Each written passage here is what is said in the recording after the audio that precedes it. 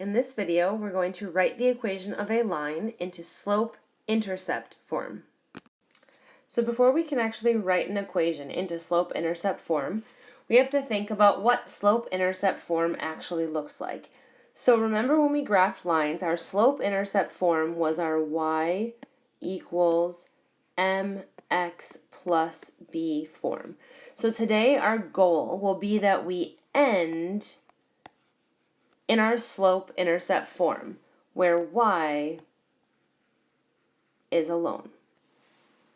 So, now what we have to think about is how on earth we can convert an equation written in point-slope form into slope-intercept form. So let's look at an example. Say we had y minus 4 is equal to 3 times x plus 2. So this is written currently in point-slope form. And what we need to do is we need to rewrite it into slope-intercept form. So hopefully what your brain is already thinking is that, well, I could get rid of these parentheses if I distributed. So we would have y minus 4 is equal to 3x plus 6. And then hopefully what you're already thinking is that in slope-intercept form, y is alone. Here, y is not currently alone. The way to get y alone is to add 4 to each side. As we do that, these undo each other, and we're left with y is equal to, the 4 is going to combine with the 6 because they are like terms, so we'll have 3x plus 10. And then what we note here is that after we've distributed and added the 4 to each side, we are now ending in slope-intercept form. So what we're going to practice in this video is writing an equation of a line in slope-intercept form by rewriting it from point-slope form.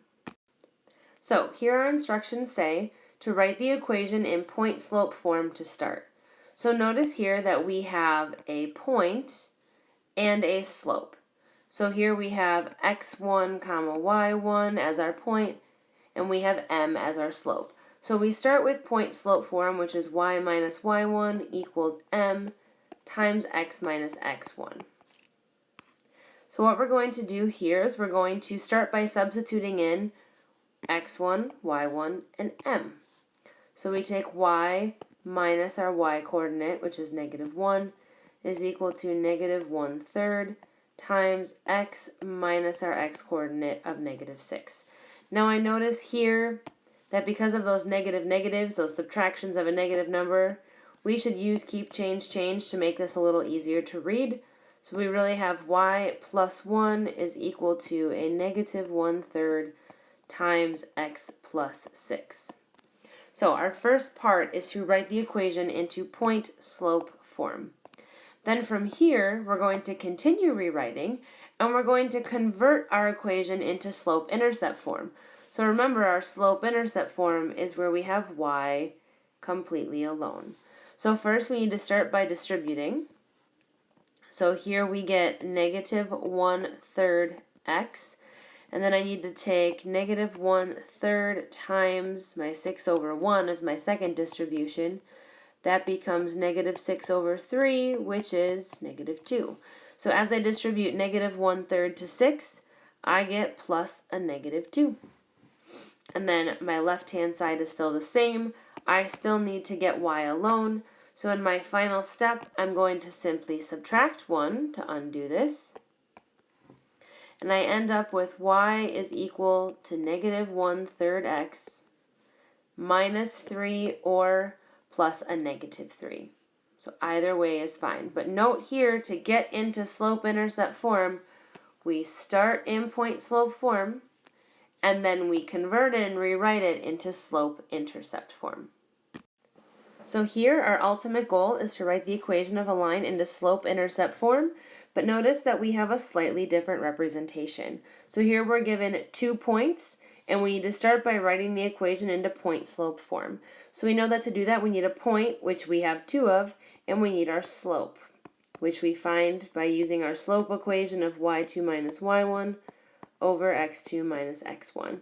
So here I have point 1 and point 2.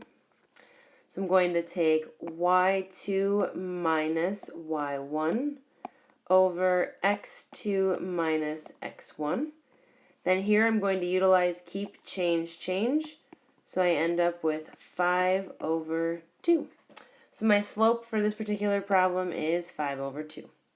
Then what I need to do is I need to write my equation into point slope form, and I can pick whichever point I like. So I'm going to pick this one to start. We're actually going to do it using both points, but I'm going to show you point 1 to start. So here we start off with y minus our y coordinate, which is negative 7, is equal to our slope of 5 over 2 times x minus our x coordinate of 2. So here I've now written it into point slope form, and now I'm going to convert it into slope intercept form by starting with the distribution. So I look here, I'm going to utilize keep, change, change to ensure that I don't make a mistake, and I'm going to distribute. So here we have 5 halves x plus, we then have, I'm just going to sketch it out here, 5 halves times negative 2 over 1. So that becomes negative 10 over 2 or negative 5. So we have 5 over 2x plus negative 5. And then on the left-hand side, I utilize keep, change, change, and I have y plus 7. So then from here, I know that my ultimate goal is to get y by itself so that it's in slope-intercept form. So I'm going to subtract 7 from each side. As I do that, these are gone, so I'm left with y on the left-hand side. And then here on the right, I have 5 halves x plus negative 12, or if you want to write it as y equals 5 halves x minus 12, those two are exactly the same thing. So by utilizing that first point, I was able to write my equation into slope-intercept form. Now we're going to do it a second time just to prove to you that it really doesn't matter which set of points we utilize. We're going to use that second point. So here I have y minus my y coordinate of negative 2 is equal to 5 halves times x minus my x coordinate of 4. Then my goal is to rewrite this into slope-intercept form. So I start by using the distributive property, and I'm going to utilize keep, change, change as well. So I end up with 5 halves x plus, well, this is 5 over 2 times negative 4 over 1. So that's negative 20 over 2, which is negative 10. Then I utilize keep, change, change on the left, so I have y plus 2. And then from here, I know that I need to get the y by itself, so I subtract 2 on each side. And again, I end up with y equals 5 halves x plus negative 12, or if you like the subtraction better, it can be either or, it doesn't matter. But what you should be noticing is that regardless of the point that we picked for point slope form, our slope-intercept forms end up to be exactly the same. So again, it doesn't matter which point we pick as long as we distribute and rewrite the equation for y alone correctly.